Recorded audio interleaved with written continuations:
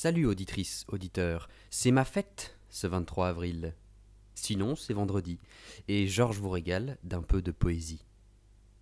Aujourd'hui, je veux te parler de résistance. On le sait, la culture est au plus mal en France, et ce n'est pas la seule. Pour contenir un virus, notre gouvernement veut vaincre à la Pyrrhus. Peu importe comment, en bourrin qui commande, à coups de restrictions, d'interdictions, d'amendes. Bien sûr, l'enjeu est fort, c'est la santé publique. Des hôpitaux blindés, des experts qui paniquent. Les médias, comme toujours, nourrissent la psychose. Danger, crise, danger, voilà toute leur prose. Et notre président qui clame « Nous sommes en guerre !» comme si les fascistes étaient à nos frontières.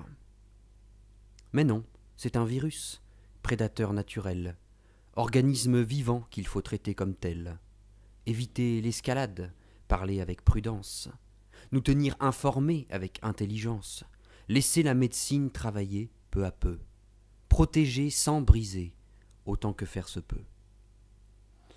Mais voilà, aujourd'hui, j'entends des gens brisés. Comédiens, musiciens, gérants de bars, musées. Autant de voix qui hurlent, réclamant un peu d'aide. Marchant depuis des mois sur une corde raide, sans revenu ou presque, devant payer des charges, déprimés, ignorés, impuissants dans leur rage. Je les entends crier, et puis je me souviens. J'ai déjà connu ça, je m'en rappelle bien. Quelques années plus tôt, à Tours, j'avais 20 ans, mon père travaillait dans un tabac, gérant au jour le jour l'affaire, levé tôt, couché tard. Quand soudain, la mairie vient compliquer l'histoire. « Bons citoyens de Tours, nous allons faire un tram !»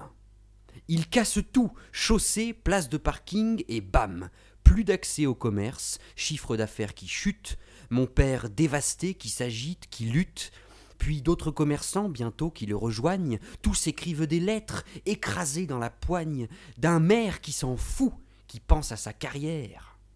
Un soir, mon père m'a dit « Je vais me foutre en l'air ». Certes, il ne l'a pas fait, mais j'ai compris une chose. Ces gros dirigeants cons qui tapent, qui imposent, ne font pas attention aux êtres humains près d'eux. Le pouvoir les rend fous, arrogants, vaniteux. Ils ont dans leur fonction oublié la finesse, résoudre les problèmes avec délicatesse. Mais c'est pour les branleurs du peuple, les prolos. Moi je plante mes clous avec mon gros marteau. Comment ça c'est trop gros? Pas du tout, ça écrase. Moi j'aime bien écraser. Allez, casse-toi, pauvre naze.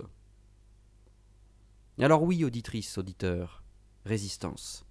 Tiens bon, accroche-toi, chaque jour a du sens. Ce n'est pas toi qui prends ces décisions stupides. Et il y a toujours dans ces plaines arides un peu d'eau quelque part, un amour, des amis.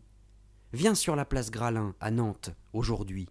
Dis-leur que c'est assez, que la culture crève, qu'on a besoin d'histoire, de bière, et puis de rêve, et puis de poésie. C'est vital, essentiel.